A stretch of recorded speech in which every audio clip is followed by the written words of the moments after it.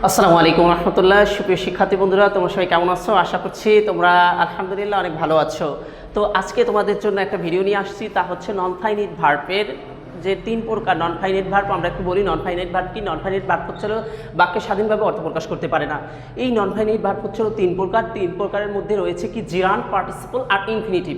আজকে আমাদের main topic হচ্ছে জিরান্ট এবং পার্টিসিপল। দেখো আমাদের টপিক হচ্ছে জিরান্ট এবং পার্টিসিপল। তো জিরান্ট কি? জিরান্ট হচ্ছে অর্থ হচ্ছে স্থির বা থামা। জিরান্ট হচ্ছে কি শব্দের অর্থ স্থির বা থামা। এটা মূলত কয়েকভাবে হতে পারে, তার মধ্যে আমি দেখাবো সাবজেক্ট এবং অবজেক্ট আকারে হতে পারে সেইভাবে। তো এখন আমরা জিরান্ট কি? জিরান্ট হচ্ছে V1 প্লাস আইএনজি। আমাদের যে বাক্যে ভার্বটা থাকবে ওর সাথে আইএনজি থাকবে, জিরান্ট। এটা হচ্ছে মূলত জিরান্ট। এখন আমরা এই জিরান্টকে কিভাবে চিনব?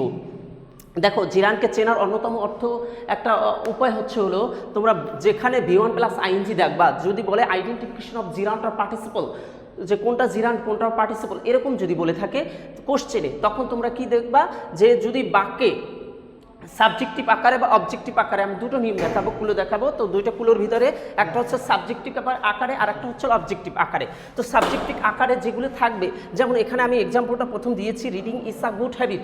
এটা সহজ একটা টেকনিক হচ্ছে তোমরা উপরে ইট ধারা মনে মনে ইট ধরবা। যেমন আমি এখানে মনে মনে ইট ধরছি, ইট ইজ আ গুড হ্যাবিট। তো ইট ধরে ওই V1 প্লাস আইএনজির উপরে যদি ইট ধরে তোমার অর্থটা প্রকাশ করে, তাহলেই তুমি মনে করবা যে এটা জিরান্ট।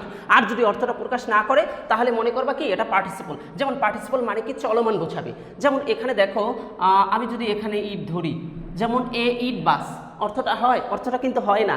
তাইলে এরকমই অন্যতম প্রধান হচ্ছে এরকম আমরা জিরান্ট পার্টিসিপল চেনার অন্যতম উপায় হচ্ছে জিরান্টের উপরে যদি V1 প্লাস আইএনজি থাকে, তারপর অর্থ উপরে আমরা মনে মনে ইট ধরবো।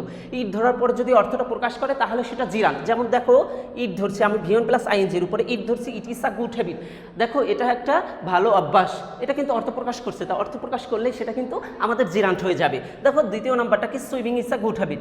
দেখো এখানে আমার মনে মনে আবার ইট ধরছি, তাহলে কি it is a good exercise আছে। দেখো swimming is a good exercise. দেখো it is a good exercise. তো it is a good exercise যদি হয় তাহলে কিন্তু দেখো অর্থটা প্রকাশ পেয়েছে, এটা একটা ভালো চর্চা বা ব্যায়াম। দেখো তাহলে তো কিন্তু অর্থটা প্রকাশ করে গেছে, তাহলে এটা কিন্তু জিরান্ট। তারপর আবার দেখো স্টপ রাইটিং। স্টপ রাইটিং মানে কি? লেখা থামো।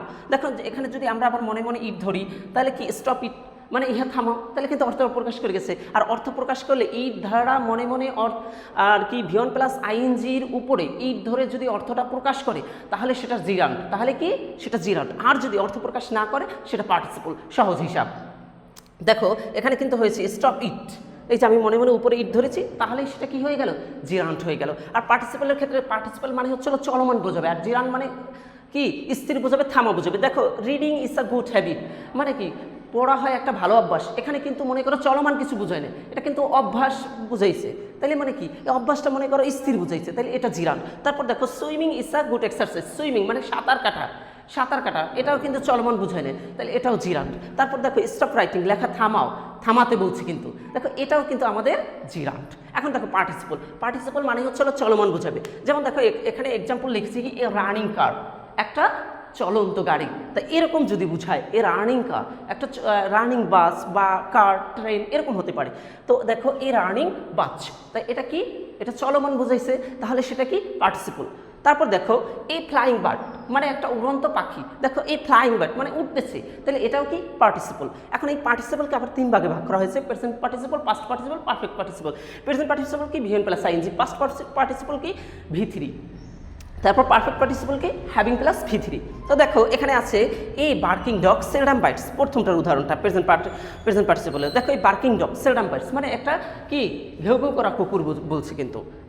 তারপর দেখো, বা এটা যত গর্জে তত বর্ষে না, এরকম অর্থ অনেকটা, এটার অনেকটা অর্থ প্রকাশ করে। তারপর দেখো this is a broken glass, এ হয় একটি ভাঙা গ্লাস।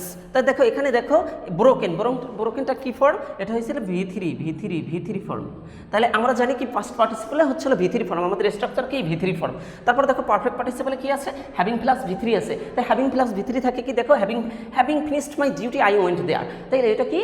Perfect participle. তাই আমাদের মোট কথা জিরান্ট পার্টিসিপল চেনার অন্যতম উপায় হচ্ছে হলো জিরান্টের উপরে ভিওন, যদি জিরান্ট বের করতে বলে বা পার্টিসিপল বের করতে বলে তাহলে ভিওন প্লাস আইএনজির উপরে মনে মনে ইট ধরবো। ইট ধরার পর যদি অর্থটা প্রকাশ করে তাহলে সেটা জিরান্ট, আর যদি অর্থ প্রকাশ না করে তাহলে সেটা হচ্ছে পার্টিসিপল। আশা করি আমি আবার বলতেছি শিক্ষার্থী বন্ধুরা তোমরা সুন্দর করে বুঝতে পারবে।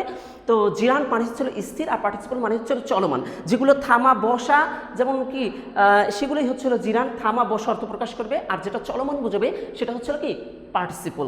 তো আমি আবার বলছি জিরান্ট মানে হচ্ছে হলো কি স্থির আর পার্টিসিপল চলমান। যেমন যদি আর একটা নিয়ম হচ্ছে হলো জিরান্ট পার্টিসিপলের যে ভিওয়ান প্লাস আইএনজির উপরে মনে মনে আমরা ইট ধরবো, ইট ধরার পর যদি অর্থ প্রকাশ করে তাহলে সেটা জিরান, আর ইট ধরার পর ভিওয়ান প্লাস আইএনজির উপর যদি ইট ধরার পর অর্থ প্রকাশ না করে সেটা হচ্ছে হলো আমাদের পার্টিসিপল। তো আশা করি শিক্ষার্থী বন্ধুরা তোমরা বুঝতে পেরেছো আমরা জিরান পার্টিসিপল। এখন হচ্ছে ইনফিনিটিভ। ইনফিনিটিভ মানে হচ্ছিল 2 প্লাস V1। ইনফিনিটিভ মানে হচ্ছিল কি 2 প্লাস V1। আমরা এইটুকুই এখন জানি। দেখো আই ওয়ান্ট, আমি চাই, টু গো যেতে, এই টু গোটাই হচ্ছে আমাদের ইনফিনিটিভ। তাহলে কি ইনফিনিটিভ মানে কি 2 প্লাস V1, এটুকুই আমরা জানি। তাহলে আশা করছি এটাও তোমরা বুঝতে পেরেছো। তো জিরান পার্টিসিপল এবং ইনফিনিটিভ আশা করি ইনশাল্লাহ এই ভিডিওটা যদি একটু যে দেখো হেল্পফুল হবে তোমাদের জন্য এবং তোমরা কিছু শিখতে পারবে। তো তোমাদের এই জানিয়ে আমি এখানে ভিডিওটা শেষ করছি। তো সবাই ভালো থাকবা। আসসালামু আলাইকুম রহমতুল্লাহ।